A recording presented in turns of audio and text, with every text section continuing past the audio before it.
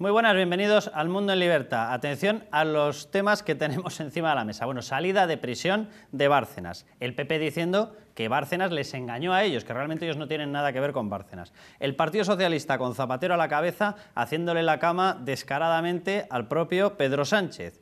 Susana Díaz no se sabe qué es lo que dice. De momento parece que hay un enfado. Parece, ya veremos en qué acaba, porque parece que le van a cortar las piernas a Pedro Sánchez. Tenemos mientras a la gente de Podemos encantada con la historia de este acercamiento. Le tenemos a Monedero además, al cual se le va descubriendo, oye, que pobre, vaya pobre, 425.000 euros en 2 meses había ingresado. Y factura, dice que la tiene. Ahora, mostrarla no la ha mostrado. Y encima, elecciones en Grecia este domingo con Syriza encabezando las encuestas. Bueno, esto es todo lo que tenemos encima de la mesa. Esto es de lo que vamos a hablar a lo largo de toda la tertulia. Mario Noya, bienvenido. Gracias, Carlos. Vicente Ferrer, ¿cómo estás? Muy bien. Manuel Llamas, muy buenas. Muy buenas. Y Pedro Cuartango.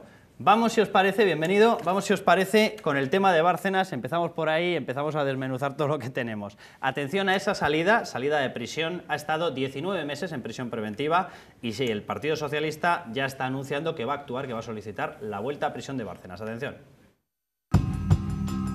Vamos a estudiar la posibilidad de un recurso extraordinario y vamos a estar vigilantes a todos los nuevos datos que haya en la instrucción, como pueden ser las comisiones rogatorias que aún quedan de Suiza, para pedir el reingreso inmediato del señor Bárcenas en prisión. No hay nadie que entienda la puesta en libertad del extesorero del Partido Popular, cuando se piden 40 años de prisión para él, cuando no se ha arrepentido de los delitos y cuando no ha colaborado con la justicia. Más bien lo contrario, ha entorpecido la actuación de la justicia. ¿Qué os parece? ¿Se tiene que debatir la salida? ¿Se tenía que haber debatido la entrada en prisión? ¿Ha habido algo que ha forzado la entrada en prisión y que en estos momentos, bueno, pues o ya ha desaparecido, o ya hay pacto, o ya hay algo y entonces ya tampoco tiene tanto sentido mantenerla en prisión?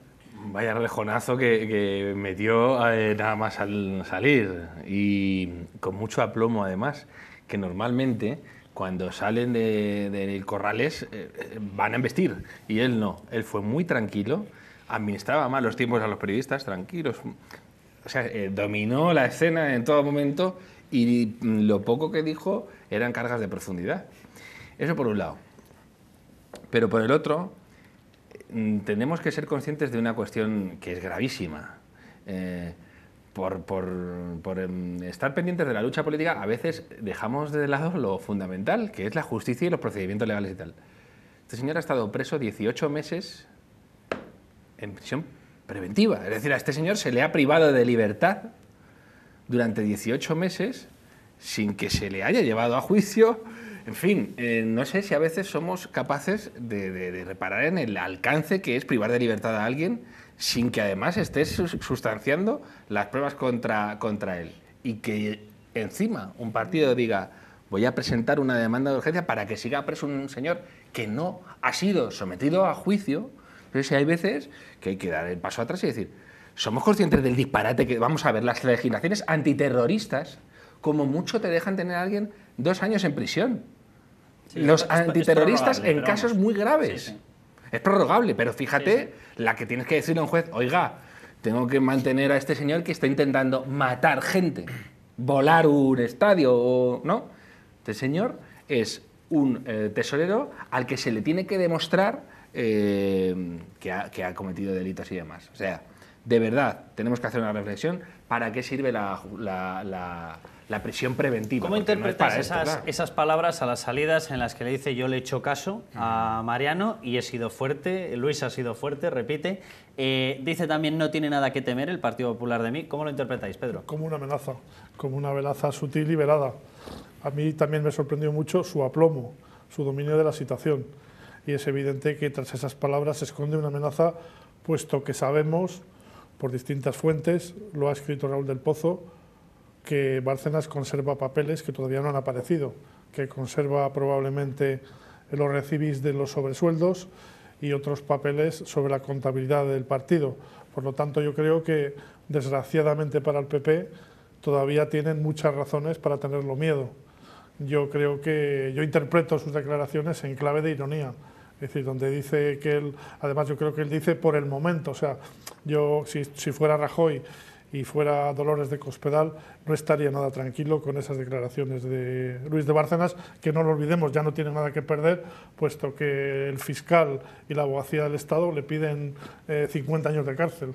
Le faltó puntualizar eso, no lo dijo, no dijo por el momento, pero lo dejó caer. Su objetivo era decir, he sido fuerte por el momento. Efectivamente, yo creo que al que menos interesa la salida de la cárcel de Luis Bárcenas es al propio Partido Popular. Por eso no entiendo las críticas del PSOE, pues tratando de dar a entender que ha sido excarcelado por presiones del Partido Popular. Al último que le interesa la salida de Bárcenas de la cárcel es al propio a quien le interesaba Partido que Popular. entrase era el Partido Popular. Exacto. Y lo de hecho, metes, te lo quitas de en medio, no habla con periodistas, de hecho, por lo menos no habla con un flujo normal. Yo considero que la extensión, el hecho de que Bárcenas, que no está acusado de ningún delito de sangre, que no está acusado de un presunto delito de terrorismo, ni nada por el estilo, sino una cuestión puramente fiscal y de contabilidad, que haya estado año y medio en prisión, a mí, desde luego, me parece una auténtica barbaridad. Una auténtica barbaridad. Y lo que ha hecho Luis Bárcenas ha sido darle un mensaje muy claro, un recadito al Partido Popular. Veremos cómo nos comportamos a partir de ahora, porque yo todavía guardo cosas en el cajón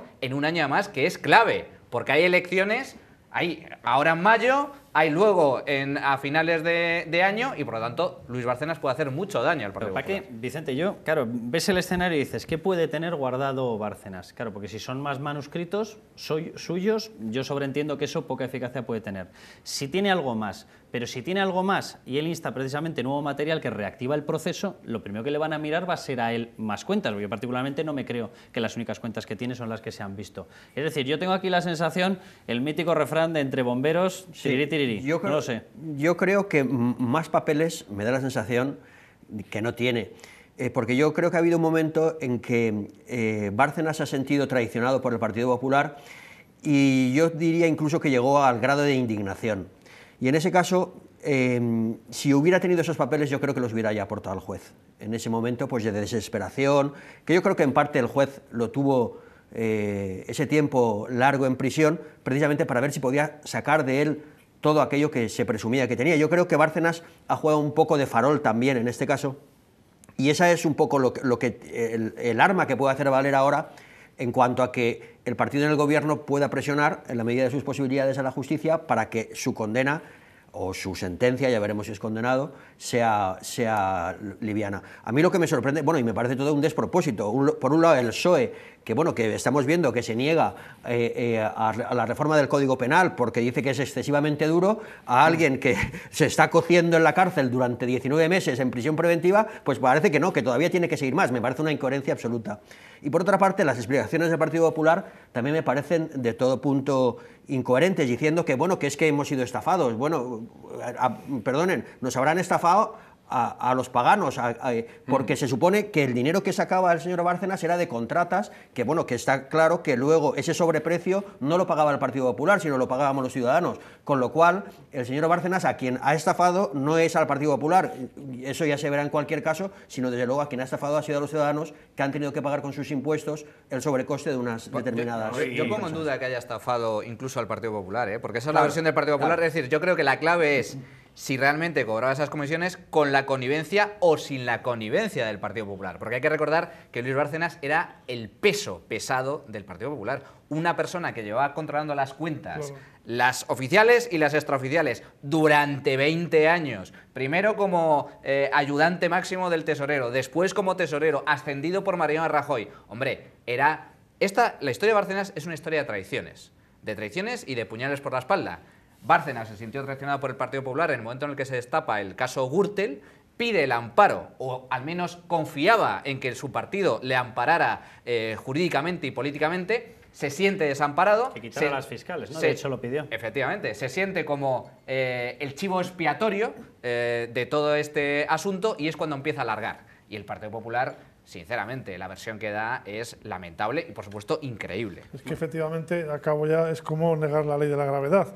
O sea, es decir, en el proceso aparecen inculpados 3 tesoreros del PP, Sanchís, Lapuerta y Bárcenas, 3 personas que han administrado las cuentas del partido durante más de 30 años.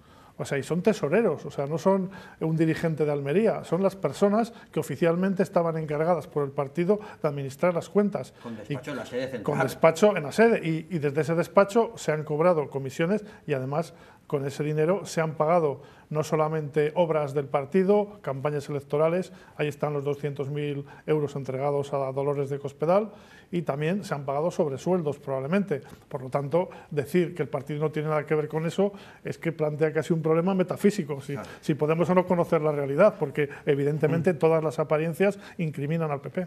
Esta es la parte PP. Ahora vamos a la parte, no sé cómo llamarla, Podemos-PSOE o PSOE-Podemos. ¿Vale? Surgían dos cuestiones. Una, las cuentas de esa empresa, Caja de Resistencia Motiva 2, que tiene Monedero, en el cual ya se oficializaba una noticia que se había salido ya antes, pero bueno, ya se confirmaba y él lo admitía. 425.000 euros ingresados en una sociedad que nace unas semanas antes de hacer el ingreso con 0 empleados, y esto suena instrumental, ¿no?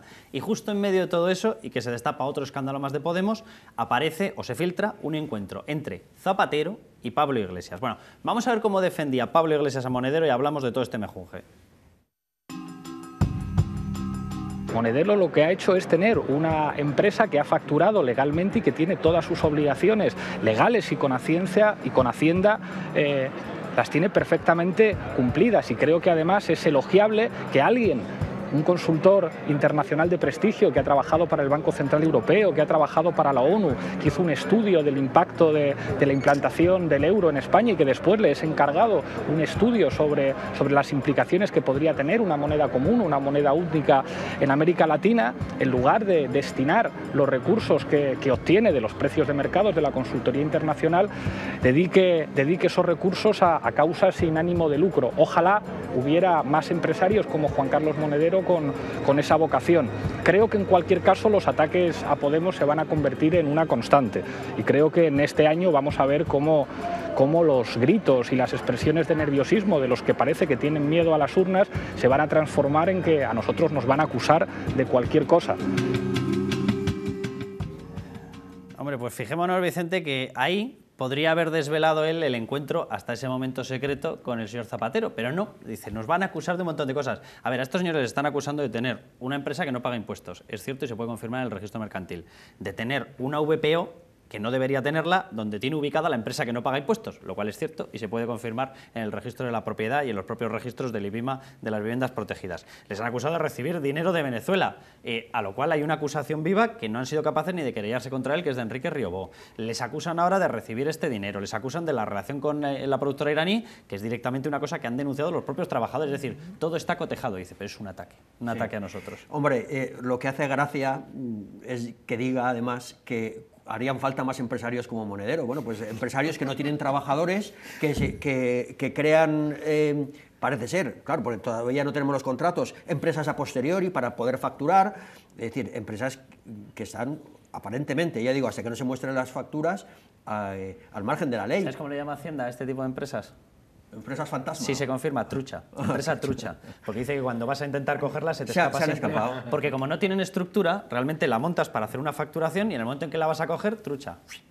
Bueno, yo creo que es un despropósito también, y Podemos dicen que van a por ellos. Yo creo que lo que tienen es, si quieren realmente presentarse como el partido de la regeneración, como el partido que no contempla que haya corrupción en sus filas, dar unas explicaciones más creíbles, porque esto, estábamos hablando hace un momento del Partido Popular, y yo creo que ocurre exactamente lo mismo.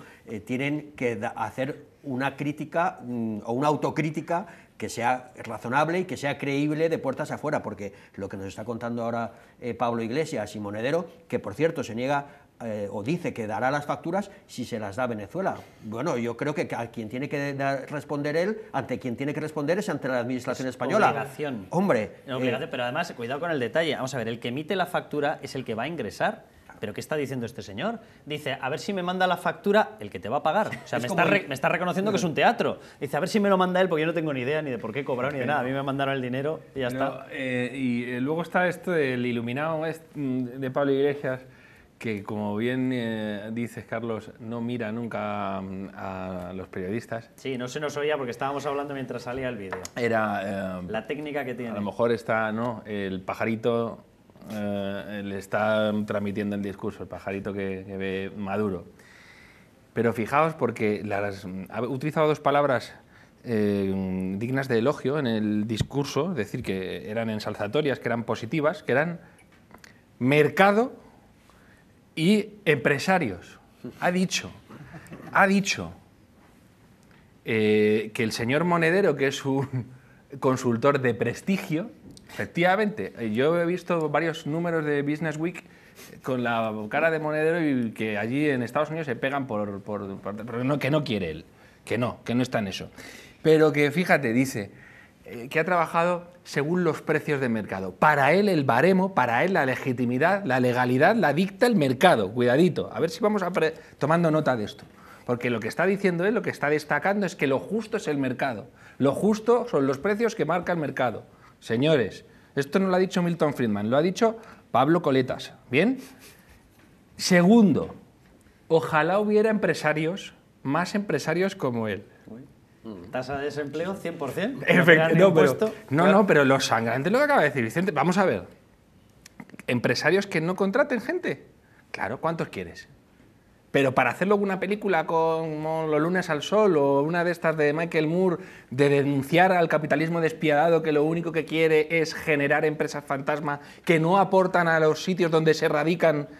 Porque esto es de manual, estamos diciendo, ¿no? Sí. Es el típico coco del capitalismo salvaje, sería esto, ¿no? En el imaginario de Podemos. Vamos también a la otra parte que yo lanzaba en el enunciado. ¿Cómo interpretáis que un partido en el cual ya le empiezan a salir casos, estoy hablando de Podemos, lógicamente, descubramos ese acercamiento entre Zapatero, que yo siempre he defendido que fue la persona que metió en este embudo al Partido Socialista, le cambia por completo el discurso, lo lanza a una locura auténticamente destructora de su programa, en el cual se meten en guerra civilismo, se meten en historias extrañas, nuestras alianzas ahora son los populistas, etcétera, etcétera, y casualmente esa persona es el que se encarga de tener este encuentro. Pablo Iglesias está encantado, no lo niega, él dice que ha existido, a ellos se les ve contentos y sin embargo dentro del Partido Socialista empieza a chirriar todo. Es evidente que ese encuentro le hace un extraordinario daño a Pedro Sánchez, pero yo no creo que Zapatero haya tenido una intención de provocarle un perjuicio, sinceramente. Zapatero da una explicación bastante coherente de ese encuentro, porque resulta que el padre Bono, fue defensor ante el Tribunal de Orden Público del padre de Pablo Iglesias. Por lo tanto, yo creo que el encuentro, si no se hubiera filtrado, tampoco hubiera tenido más trascendencia. Lo que pasa es que aquí lo importante no es tanto el encuentro como la filtración, y efectivamente la filtración sí que le hace mucho daño a Pedro Sánchez y debilita su posición frente a Susana Díez.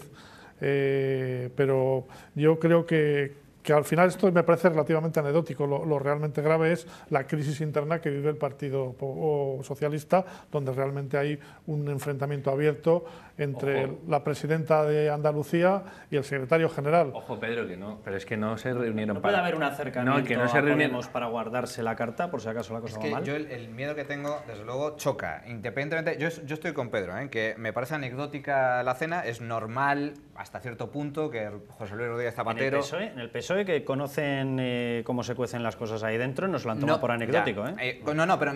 No considero que sea... O sea, me refiero que el hecho de que se haya encontrado con Pablo Iglesias no me resulta especialmente alarmante, pero sí desde luego resulta chocante. Resulta chocante, ¿por qué? Porque digamos que uno de los ejes del discurso de Pedro Sánchez durante estos meses al frente del PSOE es que en ningún caso iba a pactar con los populismos. Y con razón, ese discurso yo lo comparto por una razón muy sencilla. Porque el principal enemigo político del PSOE no es el Partido Popular, no es Izquierda Unida, es Podemos. Y Pablo Iglesias tiene muy claro que su objetivo último es fagocitar, como ha hecho con Izquierda Unida, el Partido Socialista. Y en ellas está. Su principal enemigo es ese. Por lo tanto, un acercamiento o un encuentro o que se filtre que Zapatero se encuentre con Pablo Iglesias choca porque desde luego contradice todo ese discurso de Pedro Sánchez. Y es cierto que dentro del PSOE hay voces que dicen, oye, cuidado, no vamos a ser tan radicales de decir que nunca vamos a pactar con Podemos porque a lo mejor tenemos que pactar. Bueno, pues simplemente señalar una cosa. Muchos en el PSOE creen que un pacto con el PP sería la muerte del PSOE. Es mentira, no es cierto. La muerte del PSOE es un pacto con Podemos, sin ningún género de dudas. Ojo, vamos a ver, Pedro, el problema aquí es que no se han reunido a comer para ver Cuéntame y ver a papá en el top con Bono. Y que estaba Rejón también. Sí. Es decir, tenía chicha. No sé si en el plato, pero la reunión tenía chicha. Y Zapatero no da puntada sin hilo, y Zapatero está en todo. Y menos Bono. Y menos Bono. Y Zapatero, además, es el gran inspirador de ciertas políticas que está normalizando Podemos. Por ejemplo, en blanquear a Irán. El gran resucitador internacional de la Alianza de Civilizaciones fue Zapatero, que fue primero un proyecto de Jatami, del iraní. Segundo, Hezbollah, por cierto, felicitó la elección de Zapatero. No sé si acordáis. Hezbollah. Dijo, felicidades. Ya era hora de que llegara un libertador a Europa.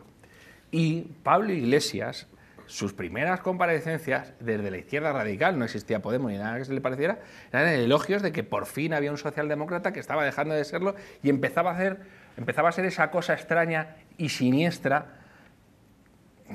Fijaos cómo está el patio, que es el peronismo argentino kirchneriano. Por cierto, que también es de esa escuela Pablo Iglesias cuando le preguntan, oiga, usted tiene aquí un tipo que pega sablazos y con empresas que no tienen trabajadores, nos están atacando, lo clava. Cristina Kirchner clava ese tipo de discursos, cómo intentan invertir la prueba y encima se ponen de víctimas. Es que allí hay, evidentemente, carga de profundidad en esa cena, está claro, sobre todo porque si me dijerais, no, bueno, Zapatero se ha reunido con Pablo Iglesias para cenar un día, pero todos los días desayuna con Pedro Sánchez, pero es que no es el caso. A mí hay una cosa que también... Yo pensaba al principio, como Pedro, que Zapatero no lo había hecho con mala intención. Pero, claro, sorprende... Se lo dijo a Pedro, ¿eh? Eso es lo que te iba a decir. Claro. La clave para mí, sorprende mucho que Zapatero tenga esa reunión y no se lo comunique a Pedro Sánchez. Esa es la primera cosa que hace dudar. Y la segunda, que fijaros cuando se filtra esa información. En la peor semana de Pedro Sánchez, sí. Cuando se sabe que su compañera andaluza, Susana Díaz, está preparando su asalto al liderazgo del PSOE, cuando es más cuestionado internamente y es cuando mayor daño le podía hacer. Entonces son dos circunstancias que unidas puede que no tengan nada que ver, pero yo creo que sí que refuerzan la tesis de que hay una operación de acoso y derribo a Pedro Sánchez porque no se confía en él. Yo solo quiero matizar que yo creo que somos víctimas del sesgo retrospectivo. De que, o sea, estamos interpretando a la luz de los datos que tenemos hoy un acontecimiento que se produjo en el pasado. Bueno, ya veremos. Dejadme que hablemos del tema Syriza, de las elecciones en Grecia. Las encuestas le dan como favorito. Este domingo son esas votaciones y la gente de Podemos, especialmente Pablo Iglesias, que de hecho está allí haciendo campaña en favor de Tsipras, directamente lo ha dicho. Esta es la primera batalla de Podemos. La primera batalla de Podemos no se libra en España, se libra directamente en Grecia. Atención a uno de esos actos conjuntos en los cuales estaban los dos. Fíjense en cómo hablaba Pablo Iglesias. Έχουμε στο βήμα τον σύντροφο Παύλο Ιγκλέσιας, ευρωβουλευτή και επικεφαλής του Ισπανικού Podemos.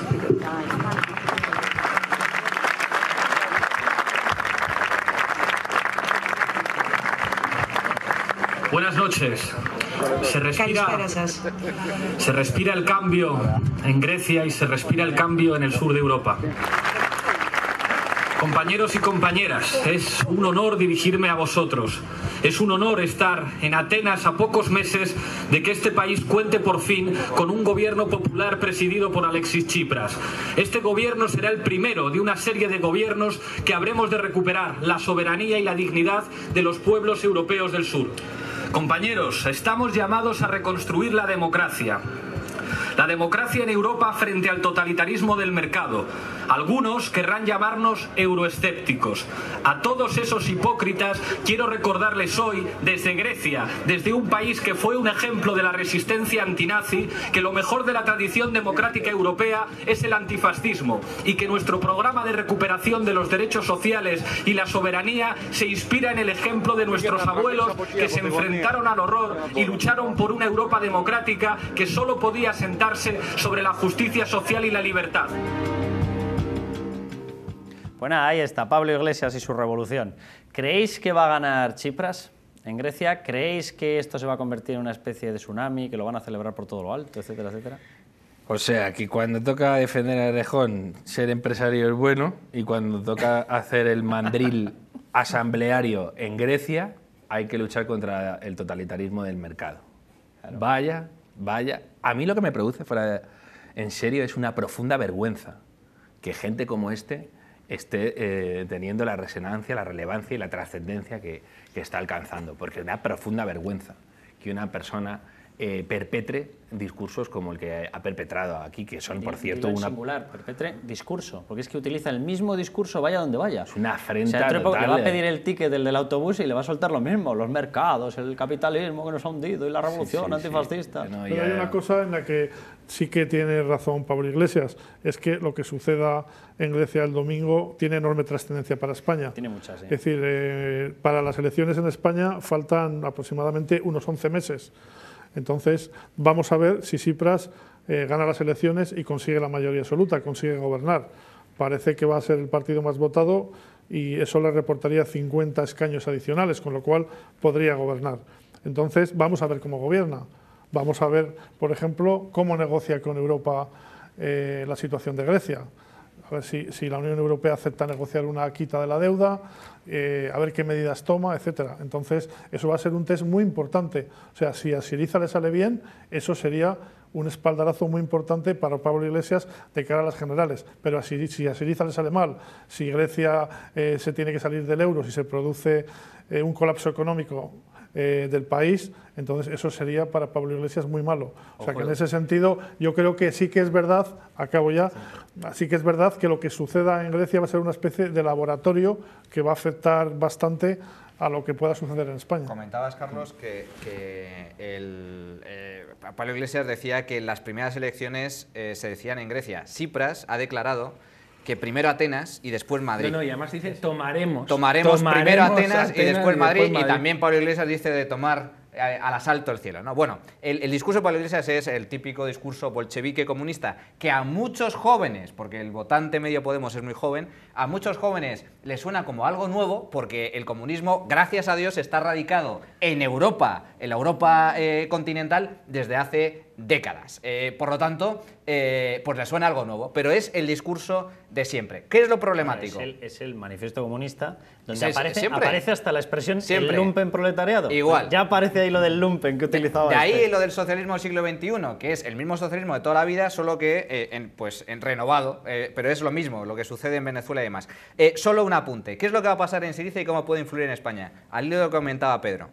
Yo lo tengo muy claro. Grecia, el mejor favor que nos puede hacer Bruselas y concretamente Angela Merkel, el mayor favor que nos puede hacer a nosotros y a Europa en general y también a los alemanes es que Grecia salga el día siguiente del euro, el día siguiente de que gane Syriza las elecciones, que sea expulsada de forma inmediata del euro, nada de rescates. ¿Por qué? Pues muy sencillo, porque si empiezan a negociar una nueva quita, un nuevo rescate, unas nuevas condiciones más ventajosas para Grecia, la sensación y el mensaje es muy claro. Negociar con la Troika y chantajear a la Troika sale gratis, no solo sale gratis, nos beneficia. Y Podemos saldría muy beneficiado de ese tipo de... Te hago una pregunta muy rápida y te doy la palabra, Vicente. Muy rápida. En el mecanismo este que se ha puesto en marcha por parte del BCE, en el que se va a comprar deuda por 60.000 millones de euros al mes hasta septiembre de 2016, va que solamente se puede comprar aquel bono que no se ha considerado basura. ¿Esto es para enseñarle la puerta de salida a Grecia o para enseñarle la de entrada? Porque yo tengo mis dudas. Es decir, si tú aceptas nuestro plan, dejas de ser bono basura y entonces yo te puedo rescatar y te acabo de enseñar la zanahoria. ¿Qué puerta es? ¿La de salida o la de entrada? Yo creo que es la de salida. ¿Sí? Yo creo que hay una diferencia muy sustancial entre año 2012, cuando se baraja la salida de Grecia. Por cierto, la baraja Alemania. Alemania estuvo a punto de permitir... Yo veo aquí tantos apuntos y nunca pasa nada. Sí, al final no se hizo, pero porque en ese momento el riesgo de que saliera... Todo el mundo pensaba que podía suponer un riesgo de contagio muy, muy fuerte y con unos impactos muy sustanciales sobre España e Italia. Yo creo que ahora hay un salvavidas, que es la unión bancaria, es el nuevo plan de liquidez del Banco Central Europeo, etcétera. En el caso de que Grecia saliera, no habría problema o no habría tanto problema como en el pasado. ¿Y por qué digo que es una puerta de salida? Porque no es la primera vez que el BCE lanza un mensaje a Grecia. Lo lanzó hace escasamente 10 días. El Banco Central Europeo dijo literalmente que en caso de que Grecia no llegara a un acuerdo con la Troika, pues el Banco Central Europeo cerraría la liquidez a los bancos griegos. ¿Y eso qué significa? Pues muy sencillo, habría un corralito financiero en Grecia y Grecia obligatoriamente tendría que salir del euro. Vicente. Yo primero puntualizar solamente una cosa. Yo no sé si tiene familia estadounidense o inglesa Pablo Iglesias, pero dice que fueron nuestros abuelos los que pararon el fascismo. Totalmente. Es que claro, este tipo de mensajes simplistas y decir ahora como que la izquierda fue la que detuvo a Hitler, bueno, pues no la detuvo. Había mucha gente de izquierdas, efectivamente, que luchaba contra Hitler, pero si no llega a ser por el capitalista de Estados Unidos y también Inglaterra, lógicamente, pues a lo mejor ahora estábamos viviendo de otra forma. Entonces, eso primero por puntualizarlo. Y luego yo creo que efectivamente existe un gravísimo riesgo, porque yo creo que la Unión Europea, en las actuales circunstancias, creo yo, no se va a atrever a sacar a Grecia del euro. Y eso le da un gran balón de oxígeno a Pablo Iglesias, porque enseguida, inmediatamente dirá, ¿veis? Grecia es capaz de renegociar su deuda, Grecia es capaz de pedir una quita, ya veremos, ahí hay una horquilla para negociar entre el próximo gobierno de Atenas y la Unión Europea, y eso fortalece tremendamente lo que son sus cimientos y el poder presentarse él ante la opinión pública y decir, un poco como hace Artur Mas, ¿veis cómo no pasa nada? Bueno, se nos ha acabado el tiempo. La próxima tertulia que tengamos, el próximo viernes, tendremos ya los resultados, así que hablaremos de qué ha pasado con Tsipras, con Podemos, con Pablo Iglesias, con las estructuras fiscales tan maravillosas de Monedero y demás cosas. Hasta entonces, ya saben, bueno, nos pueden ver en la página web de Libertad Digitales Radio y en la página web del Mundo.es, a partir de las 7:30 de la tarde los viernes y los días siguientes del fin de semana. Hasta entonces, ya saben, hasta la próxima, a levantar España.